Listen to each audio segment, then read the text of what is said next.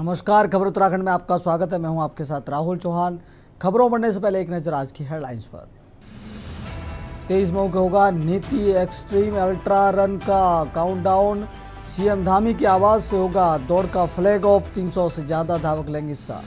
Election में 8 जून से शुरू होगा SIR अभियान। मतदाता सूची पुनरीक्षण के लेकर प्रशासन तैयार। 29 मई से 7 जून तक होगी BLO की ट्रेनिंग। विकासनगर के शक्ति नहर से महिला का शव बरामद। डकरानी इंटेक पर मिला नहर में लापता महिला का शव। 2 बच्चियों के साथ नहर में कूदी थी महिला। देहरादून में नदी नालों की सफाई के लिए अभियान तेज। कूड़ा फेंकने वालों पर नगर निगम की सख्त कार्रवाई। कई लोगों को पकड़कर चालानी कार्रवाई की गई। देहरादून में प्रदेश में बदलते मौसम से आंखों की समस्याएं बढ़ी। मरीजों में जलन, खुजली और लालपन की शिकायतें ज्यादा। डॉक्टर सुशील ओझा ने सावधानी बरतने की सलाह दी। इलेक्शन में मस्जिद की मीनारों की ऊंचाई घटाने का काम शुरू। सुल्तानपुर मस्जिद निर्माण पर प्रशासन की कार्रवाई। कमेटी ने खुद शुरू किया ऊंचाई घटाने का काम। आप देख रहे हैं के न्यूज़, खबरों का सारथी। सीधे लेकर चलते आपको खबरों के विस्तार में। खबर हल्द्वानी से है, जहां पेट्रोल डीजल की बढ़ती कीमतों के खिलाफ कांग्रेस ने केंद्र सरकार के खिलाफ मोर्चा खोल दिया। कांग्रेस महानगर कमेटी ने बुधवार को विरोध प्रदर्शन करते हुए भाजपा सरकार का पुतला दहन किया और जमकर नारेबाजी की।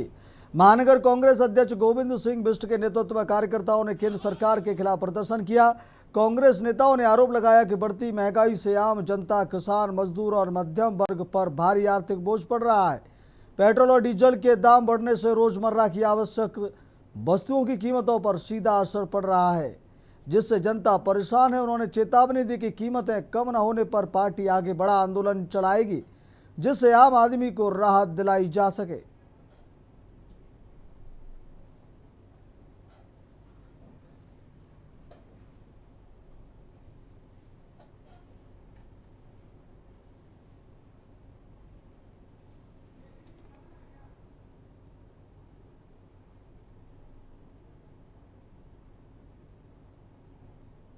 हैं कि जो भाजपा की केंद्र की सरकार है वो अपने दायित्वों का निर्वहन करने में विफल रही है और 5 राज्यों के अभी चुनाव हुए हैं।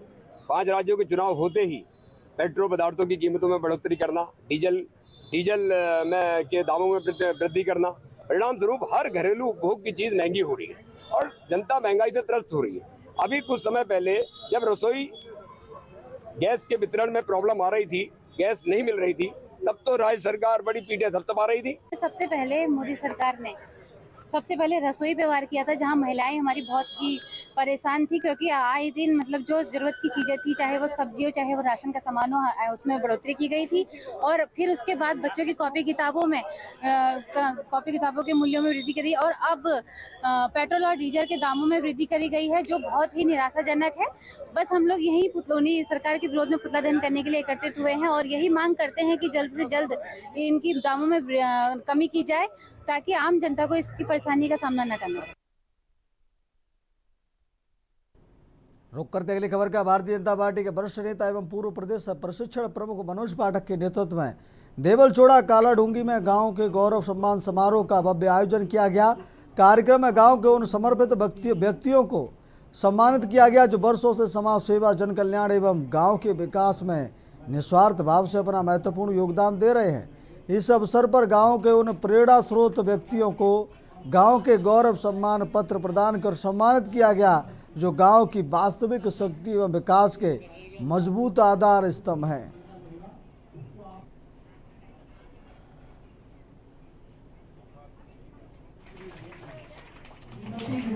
देवलचोड़ ग्राम सभा के गांव के गौरवों का सम्मान। वो बहन आशा जो रात के अंधेरे में किसी परिवार में खुशी बांटने के लिए हॉस्पिटल ले जाती है और वापस खुशियों की सवारी के माध्यम से श्रेष्ठ सेवा करते हुए उनको, बच्चे को और माँ को सुरक्षित घर पहुंचाती है, अपने घर पर आ जाती है। ऐसी हमारी आशा बहनें कार्यकर्ता, आंगनबाड़ी बहनें कार्यकर्ता, वो भोजन माताएं जो देश का भविष्य का निर्माण करने के लिए दिन भर मजदूरी करते हैं, शाम को भोजन पाते हैं। ऐसे बच्चे जो सरकारी स्कूलों में पढ़ते हैं, उन सबको भोजन कराने का काम, उनको पल्लवित और पोषित करने का काम करती है। रुक करते अगली खबर का। हल्द्वानी में पेट्रोल और डीजल की बढ़ती कीमतों के खिलाफ कांग्रेस ने केंद्र सरकार के खिलाफ मोर्चा खोल दिया। महानगर कांग्रेस कमेटी ने बुद्ध पार्क में विरोध प्रदर्शन करते हुए भाजपा सरकार का पुतला दहन किया और जमकर नारेबाजी की। कांग्रेस नेताओं ने आरोप लगाया कि बढ़ती महंगाई से आम जनता, किसान, मजदूर और मध्यम वर्ग पर भारी बोझ पड़ रहा है। महानगर कांग्रेस अध्यक्ष गोविंद सिंह बिष्ट के नेतृत्व में कार्यकर्ताओं ने केंद्र सरकार के खिलाफ प्रदर्शन किया। कांग्रेस नेताओं का कहना है कि पेट्रोल और डीजल के दाम बढ़ने से परिवहन, खाद्य सामग्री और रोजमर्रा की आवश्यकताएं वस्तुओं की कीमतों पर सीधा असर पड़ रहा है, जिससे जनता परेशान है। प्रदर्शन के खिलाफ के दौरान कांग्रेस नेताओं ने केंद्र सरकार पर जनता की समस्याओं की अनदेखी करने का आरोप लगाया। उन्होंने कहा कि सरकार महंगाई पर नियंत्रण करने में असफल रही है और जनता को राहत देने के बजाय लगातार बोझ बढ़ा रही है। कांग्रेस ने चेतावनी दी कि यदि बढ़ी हुई कीमतें वापस नहीं ली गई तो पार्टी आगे भी आंदोलन जारी रखेगी। कांग्रेस के विरोध प्रदर्शन में बड़ी संख्या में पार्टी कार्यकर्ता मौजूद रहे और केंद्र सरकार से पेट्रोल डीजल की बड़ी कीमतों को तत्काल वापस लेने की मांग की गई। कि जो भाजपा की केंद्र की सरकार है वो अपने दायित्वों का निर्वहन करने में विफल रही है और 5 राज्यों के अभी चुनाव हुए हैं। 5 राज्यों के चुनाव होते ही पेट्रोल पदार्थों की कीमतों में बढ़ोतरी करना, डीजल में के दामों में वृद्धि करना, परिणाम स्वरूप हर घरेलू उपभोग की चीज महंगी हो रही है और जनता महंगाई से त्रस्त हो रही है। अभी कुछ समय पहले जब रसोई गैस के वितरण में प्रॉब्लम आ रही थी, गैस नहीं मिल रही थी, तब तो राज्य सरकार बड़ी पीठें थपथपा रही थी। सबसे पहले मोदी सरकार ने रसोई पे वार किया था, जहां महिलाएं हमारी बहुत ही परेशान थी, क्योंकि आए दिन मतलब जो जरूरत की चीजें थी, चाहे वो सब्जी हो चाहे वो राशन का सामान हो, उसमें बढ़ोतरी की गई थी। और फिर उसके बाद बच्चों की कॉपी किताबों के मूल्यों में वृद्धि करी और अब पेट्रोल और डीजल के दामों में वृद्धि करी गई है, जो बहुत ही निराशाजनक है। बस हम लोग यही पुतलोनी सरकार के विरोध में पुतला दहन करने के लिए एकत्रित हुए हैं और यही मांग करते हैं कि जल्द से जल्द इनकी दामों में कमी की जाए, ताकि आम जनता को इसकी परेशानी का सामना न करना पड़े। रुक करते अगली खबर का। उधम सिंह नगर के कटीमा में राष्ट्रीय डेंगू दिवस के अवसर पर आज देश भर में मच्छरों से जनित बीमारियों के खिलाफ जागरूकता और सफाई अभियान चलाए जा रहे हैं। इसी कड़ी में कटीमा के बड़ी अंजनिया क्षेत्र में उत्तरांचल जीवन ज्योति ट्रस्ट ने डेंगू के खिलाफ एक बड़ी मुहिम शुरू की है। ट्रस्ट ने क्षेत्र के डेंगू मुक्त बनाने के लिए व्यापक स्तर पर कीटनाशक दवाइयों के छिड़काव किया है। बढ़ते डेंगू के मामलों को देखते हुए उत्तरांचल जीवन ज्योति ट्रस्ट ने धरातल पर काम किया। ट्रस्ट के अध्यक्ष ईश्वर सिंह के नेतृत्व में कार्यकर्ताओं ने पूरे क्षेत्र में विशेष कीटनाशक दवा का छिड़काव किया। इस दौरान 17 मील चौकी प्रभारी राकेश राय ने ट्रस्ट की सराहना करते हुए ट्रस्ट के अध्यक्ष ईश्वर सिंह को ऐसे कार्य के लिए उनका हौसला अफजाई किया। इस अभियान के तहत संवेदनशील और सार्वजनिक जगहों पर विशेष ध्यान दिया गया। क्षेत्रीय पुलिस चौकी, 17 मील सरकारी व निजी स्कूल, बाल विकास, आंगनबाड़ी केंद्र, धार्मिक स्थल जैसे मंदिर, मस्जिद और गुरुद्वारे पर विशेष ध्यान रखा। ट्रस्ट के कार्यकर्ताओं ने पुलिस चौकी 17 मील से इस अभियान की शुरुआत की। इसके बाद बच्चों की सुरक्षा को ध्यान में रखते हुए सभी स्थानीय स्कूलों और आंगनबाड़ी केंद्रों को सैनिटाइज किया गया। सामाजिक सौहार्द और स्वच्छता के केंद्रों जैसे मंदिर, मस्जिद और गुरुद्वारों के आसपास भी सघन फॉगिंग की गई ताकि मच्छरों के पनपने की गुंजाइश न रहे। ट्रस्ट के अध्यक्ष ईश्वर सिंह ने बताया कि हमारा मुख्य उद्देश्य जनता को डेंगू के डंक से बचाना है। राष्ट्रीय डेंगू दिवस पर हमने सिर्फ संदेश नहीं दिया बल्कि धरातल पर उतरकर काम किया है। स्कूल, धार्मिक स्थल और पुलिस चौकी जैसी जगहों पर रोज सैकड़ों लोग आते हैं, इसलिए इन जगहों को सुरक्षित करना हमारी प्राथमिकता रही। यह अभियान आगे भी जारी रहेगा। ट्रस्ट की इस पहल की स्थानीय जनता और प्रशासन ने जमकर सराहना की है। दिनांक 16 मई 2026 को हमने 17 मील चौकी में कीटनाशक मच्छरों के बचाव के लिए हमने वहाँ पे स्प्रे करवाया है। 17 मील चौकी के आसपास से इर्द गिर्द वहाँ पे नाले, गंदे नाले, तो वहाँ पे करवाया। और वहाँ से आने के बाद इस जमौर में जो मस्जिद है, आंगनबाड़ी केंद्र है, प्राइमरी स्कूल है, जो सार्वजनिक और धार्मिक स्थल है, वहाँ पे हमने छिड़काव करवाया। उसके बाद ग्राम बड़ी अंजनिया में 3 आंगनबाड़ी केंद्र वहाँ पे करवाया। फिर बड़ी अंजनिया टेढ़ाघाट ग्राम सभा के अंदर में जितने भी आंगनबाड़ी केंद्र और धार्मिक स्थल आते हैं, सभी हमने केंद्रों पे मच्छरों के बचाव के लिए छिड़काव करवाया है। उत्तरांचल जीवन ज्योति ट्रस्ट बड़ी अंजनिया के तत्वाधान में आज 17 मील पुलिस चौकी परिसर में हम लोगों ने मच्छरों से बचाव के लेकर कीटनाशक दवा का प्रयोग किया गया। और वहीं कीटनाशक दवाओं का छिड़काव करते हुए आज 16 मई जो राष्ट्रीय डेंगू दिवस के रूप में पूरा विश्व, पूरा भारत मना रहा है। और वहीं हमारे क्षेत्र में आसपास जो डेंगू जैसी बीमारी फैलाने वाले मच्छर हैं, कीट हैं, उनको हम लोगों ने कीटनाशक दवा का छिड़काव किया है। राष्ट्रीय डेंगू दिवस के उपलक्ष्य में उत्तरांचल जीवन ज्योति ट्रस्ट बरी इंजीनिया जिनके अध्यक्ष श्री ईश्वर सिंह जी हैं, उनके एनजीओ द्वारा उनके नेतृत्व में पूरी टीम द्वारा चौकी 17 मील परिसर में कीटनाशक दवाओं का छिड़काव किया गया है, जो एक सराहनीय कार्य है, जिससे दिन में या शाम के टाइम पे चौकी परिसर में जितने भी लोग या यहाँ के कर्मचारी हों चाहे बाहर के लोग जो भी आते हैं, उनको काफ़ी राहत मिलेगी। रुक करते अगली खबर की ओर। डेंगू और जल जनित बीमारियों की रोकथाम के लिए जिला प्रशासन सतर्क हो गया है। जिलाधिकारी सबिन बंसल ने अधिकारियों की बैठक में सभी अस्पतालों की रैपिड और एलिसा टेस्ट दवा, बेड एवं स्टाफ से पूरी तरह तैयार रखने के निर्देश दिए। कंट्रोल रूम 24 घंटे सक्रिय रहेगा और मामला सामने आते ही मशीनरी अलर्ट मोड में आएंगे। डीएम ने आशा कार्यकर्तियों को वार्डवार जिम्मेदारी देकर डोर टू डोर सर्वे और रैपिड रिस्पांस टीम तैनात करने को कहा। इस बार आशाओं को एनएचएम से 1000, नगर निगम से 1500 और जिला प्रशासन से अतिरिक्त 1500 रुपये प्रोत्साहन राशि मिलेगी। नगर निगम को नालों की सफाई, हॉटस्पॉट में वॉलंटियर्स की तैनाती, लार्विसाइड छिड़काव और नियमित फॉगिंग के निर्देश दिए गए हैं। व्यावसायिक प्रतिष्ठानों में जल जमाव पर भारी चालान होगा। स्कूलों में एडवाइजरी जारी कर बच्चों के लिए फुल बाजू ड्रेस अनिवार्य की जाएगी। सीएमओ के अनुसार इस साल अब तक 5 डेंगू मामले सामने आए हैं।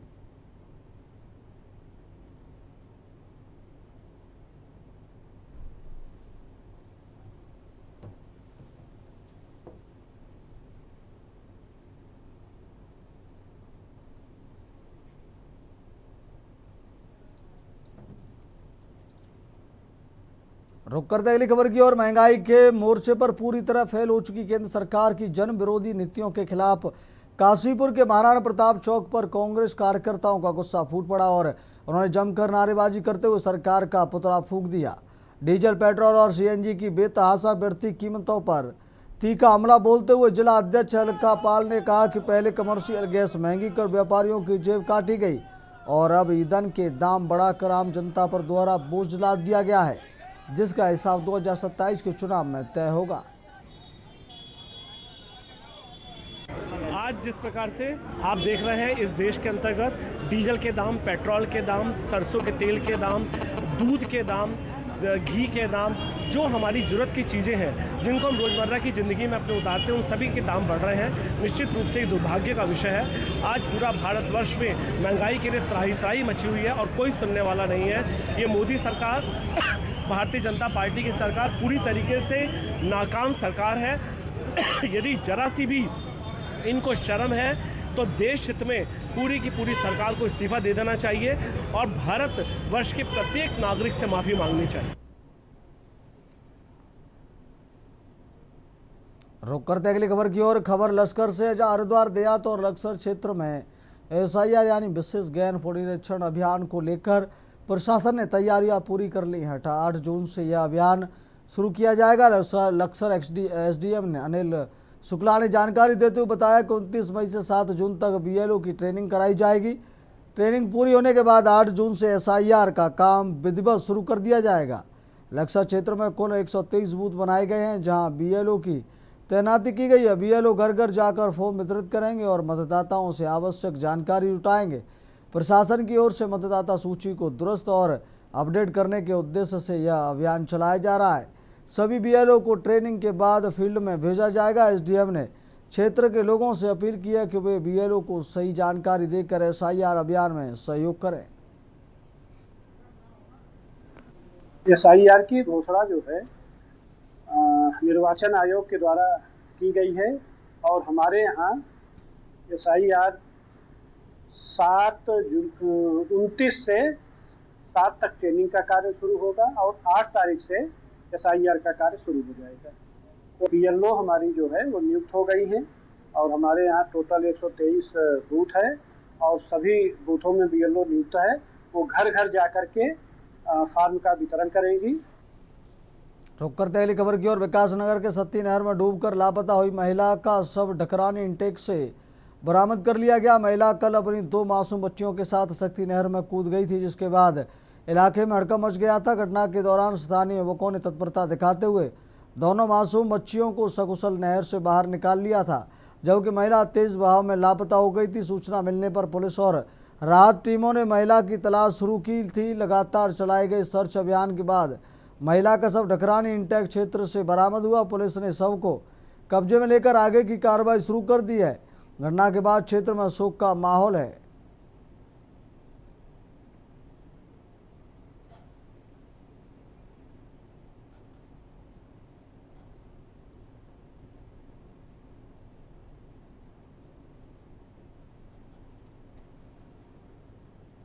रुक करते अगली खबर की ओर। औद्योगिक क्षेत्र सेलाकुई में श्रमिकों के प्रदर्शन के दौरान माहौल बिगाड़ने वाले पुलिस टीम पर पथराव करने और देर रात श्रमिकों को उकसाने के मामले में पुलिस ने बड़ी कार्रवाई की है। सेलाकुई थाना पुलिस ने त्वरित कार्रवाई करते हुए इस मामले में शामिल 10 मुख्य उपद्रवियों को गिरफ्तार कर लिया। बता दें कि सेलाकुई औद्योगिक क्षेत्र में स्थित एक कंपनी के बाहर श्रमिक अपनी मांगों को लेकर शांतिपूर्ण प्रदर्शन कर रहे थे। इसी दौरान कुछ असामाजिक तत्वों ने माहौल को हिंसक बनाने का प्रयास किया। देखते ही देखते उपद्रवियों ने वहां कानून व्यवस्था संभालते तैनात पुलिस टीम पर पथराव शुरू कर दिया। इस अचानक हुए हमले में कुछ पुलिसकर्मियों को मामूली चोटें भी आईं और सरकारी वाहनों को नुकसान पहुंचा। पुलिस प्रशासन का कहना है कि दिन में हुए बवाल के बाद जब स्थिति को नियंत्रण में लिया गया तब भी कुछ उपद्रवी शांत नहीं बैठे। आरोपी देर रात तक श्रमिकों के आवासों और आसपास के क्षेत्रों में जाकर उन्हें दोबारा आंदोलन और हिंसा के लिए भड़काने की कोशिश कर रहे थे।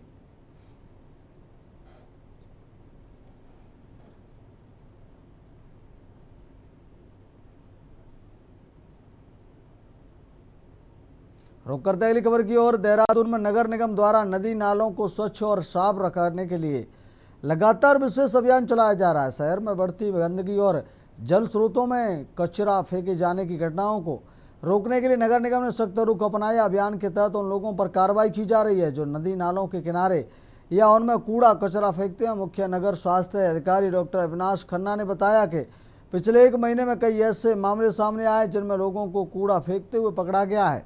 ऐसे सभी मामलों में नगर निगम की टीम द्वारा चालानी की कार्रवाई की जा रही है और संबंधित लोगों को नोटिस भी जारी किए जा रहे हैं। उन्होंने बताया कि केवल आम नागरिक ही नहीं बल्कि कुछ शराब विक्रेताओं और कैंटीन संचालकों पर भी गंदगी फैलाने के मामले में कार्रवाई की गई है। नगर निगम ने इन सभी पर करीब 50,000 रुपये तक का जुर्माना लगाया है। नगर निगम का कहना है कि यह अभियान लगातार जारी रहेगा ताकि शहर के जल स्रोत स्वच्छ रहें और पर्यावरण को सुरक्षित रखा जा सके। साथ ही लोगों से अपील की गई कि वे स्वच्छता बनाए रखने में सहयोग करें।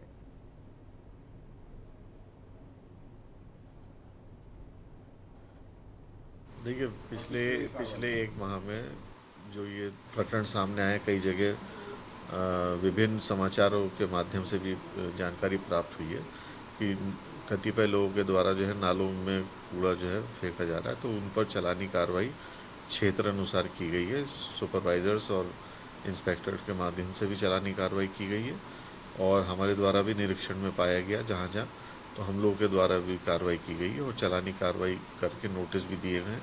ऐसे में जो है कई जो वहाँ पे शराब विक्रेता थे, शराब की दुकानों की जो कैंटीनें थी, उन पे भी कार्रवाई की गई है और 50-50 हज़ार का चालान तो हमारे लोगों के द्वारा किए गए। रुक करते अगली खबर की ओर। खबर देहरादून से, जहाँ प्रदेश में बदलते मौसम और तेज धूप के चलते आंखों से जुड़ी समस्याएं लगातार बढ़ती जा रही हैं। अस्पतालों में आंखों में जलन, खुजली, लालपन और सूखापन जैसी शिकायतों वाले मरीजों की संख्या में इजाफा देखा जा रहा है। विशेषज्ञों का कहना है कि मौसम में बदलाव और तेज धूप आंखों पर सीधा असर डाल रही है।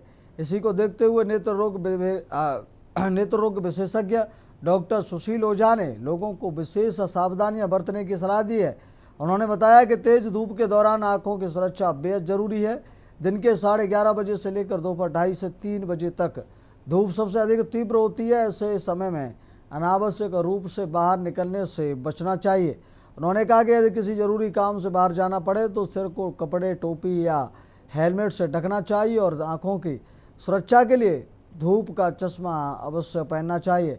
इसके अलावा शरीर में पानी की कमी नहीं होने देना चाहिए। डॉक्टर आहूजा ने सलाह दी कि लोग हमेशा पानी की बोतल साथ रखें और थोड़ा देर में पानी पीते रहें, जिससे शरीर और आंखें दोनों हाइड्रेट रहें और समस्याओं से बचाव हो सके। देखिए, जो गर्मी से बचने का सबसे बड़ा उपाय है, आप भी जानते होंगे कि सबसे ज़्यादा जो सबकी एडवाइस होती है, बड़े बुजुर्गों की सलाह होती है कि जिस समय धूप की तपिश सबसे ज़्यादा होती है 11:30 से 2:30-3 बजे तक, उस समय कोशिश करें बहुत ज़रूरी हो तभी निकलें कमरे से बाहर या छाया से धूप में तभी निकलें, वरना उसको अवॉइड करें। और अगर निकल भी रहे हैं तो फिर उसकी सावधानी बरतिए, जैसे कि टोपी लगा सकते हैं और एक जो बांधते हैं आपने देखा होगा सर पे कुछ कपड़ा बांध सकते हैं और जो है हेलमेट पहन सकते हैं और साथ में आंखों के लिए धूप वाला चश्मा लगा सकते हैं। रुक करते अगली खबर देहरादून से, जहां आगामी 2027 विधान चुनाव को लेकर राजनीतिक सरगर्मियां तेज हो गई हैं। प्रदेश की सभी प्रमुख राजनीतिक पार्टियां चुनावी तैयारियों में जुटी हुई हैं और लगातार विभिन्न कार्यक्रमों के जरिए जनता के बीच अपनी पहुंच मजबूत करने में लगी हैं। सत्तापक्ष और विपक्ष दोनों ही स्तर पर संगठनात्मक गतिविधियां तेज हो गई हैं। इसी बीच उत्तराखंड क्रांति दल यूकेडी की चुनावी रणनीति और तैयारियों को लेकर चर्चा भी तेज हो गई है। पार्टी किस तरह मैदान में उतरने की योजना बना रही है, इसे लेकर संवाददाता शिव नारायण ने उत्तराखंड क्रांति दल के युवा प्रकोष्ठ के केंद्रीय अध्यक्ष आशीष नेगी से विशेष बातचीत की। आपको सुनवाते हैं, क्या कह रहे हैं आशीष नेगी। उत्तराखंड क्रांति दल के केंद्रीय कार्यालय में, जहां पर हमारे साथ हैं उत्तराखंड क्रांति दल के युवा प्रकोष्ठ के केंद्रीय अध्यक्ष आशीष नेगी जी। इन्हीं से कई सवालों पर जवाब लेंगे। सर नमस्कार, पहले तो धन्यवाद आपने हमें टाइम दिया, बहुत बहुत धन्यवाद। जिस तरीके से उत्तराखंड क्रांति दल अपनी तैयारियां कर रहा है, वैसे सभी जो राजनीतिक दल है 2027 के चुनाव को लेकर के तैयारियां कर रही है, तो आपके पार्टी की क्या तैयारियां? देखिए, पार्टी जो है लगी हुई है और मजबूती से काम कर रहे हैं हम संगठन के ऊपर। हम लगभग 4,500 बूथों पर पहुंच चुके हैं, सदस्यता करा चुके हैं डिजिटली। युवा प्रकोष्ठ की मैं बात कर रहा हूं और कई रिटायर्ड ऑफिसर्स, कई रिटायर्ड आर्मी ऑफिसर्स और जितने भी विभागों में लोग थे, जो ईमानदार प्रवृत्ति के जितने भी लोग हैं, वो उत्तराखंड क्रांति दल से जुड़ रहे हैं और निश्चित ही जमीन पे देखने के लिए भी मिल रहा है।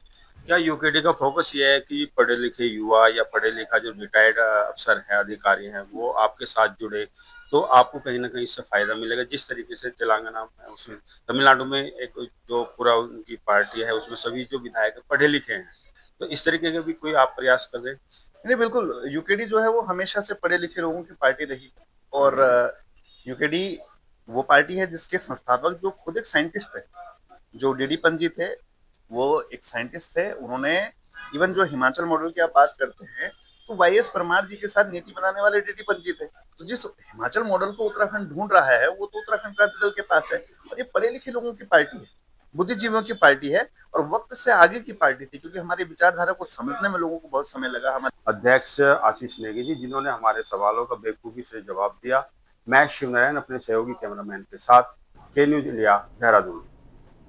रुक करते अगली खबर जहां सतपुली में पंकज सुसाइड केस को लेकर विभिन्न राजनीतिक और सामाजिक संगठनों ने जोरदार विरोध प्रदर्शन किया।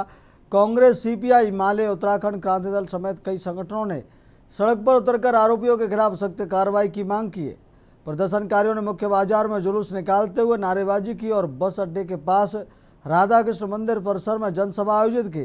जनसभा में पूर्व सांसद और वरिष्ठ कांग्रेस नेता प्रदीप टमटा ने मामले को गंभीर बताते हुए अब तक एफआईआर दर्ज न होने पर सरकार की आलोचना की। उन्होंने आरोप लगाया कि एक अनुसूचित जाति के युवक को पुलिस प्रताड़ना के कारण आत्महत्या के लिए मजबूर होना पड़ा। वक्ताओं ने कहा कि प्रदेश में पुलिस के व्यवहार को लेकर लगातार शिकायतें सामने आ रही हैं और पुलिस पर माफिया से मिलीभगत के आरोप भी लगाए गए। भाकपा माले केंद्रेश मैखुरी, कैलाश पांडे मकपा के राज्य सचिव राजेंद्र पुरोहित, सद्भावना मंच के भवन पाठक और अन्य नेताओं ने थानाध्यक्ष समेत पुलिस कर्मियों पर कड़ी कार्रवाई की मांग की। प्रदर्शनकारियों ने मुख्यमंत्री को उपजिलाधिकारी सतपुली रेखा आर्य के माध्यम से ज्ञापन सौंपा, जिसमें SC/ST एक्ट के तहत मुकदमा दर्ज करने दोषी पुलिसकर्मियों पर कार्रवाई, मृतक परिवार को 1 करोड़ रुपए मुआवजा और सरकारी नौकरी देने की मांग शामिल रही। बाद में प्रदर्शनकारियों ने मृतक पंकज के रेतपुर स्थित घर जाकर परिजनों से मुलाकात की और उन्हें सांत्वना दी।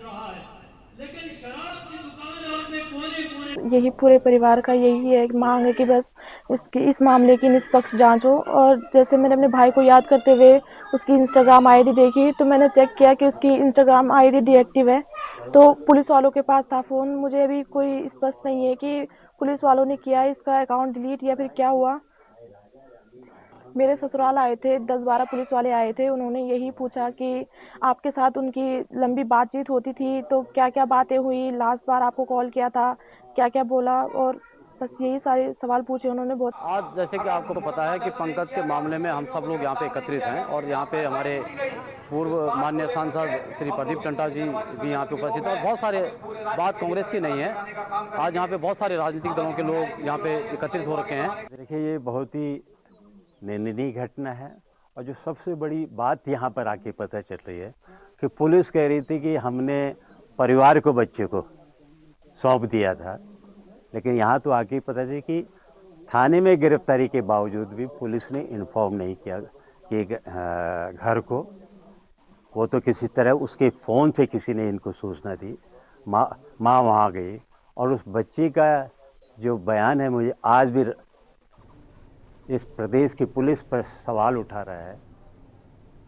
फिलहाल खबर उत्तराखंड में मेरे साथ इतना ही। देखते रहिए के न्यूज़ इंडिया। नमस्कार।